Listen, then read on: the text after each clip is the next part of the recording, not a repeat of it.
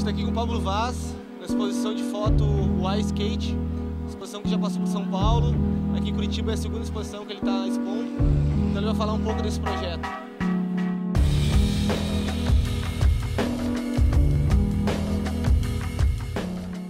A gente está aqui na Drop Dead Skate Park.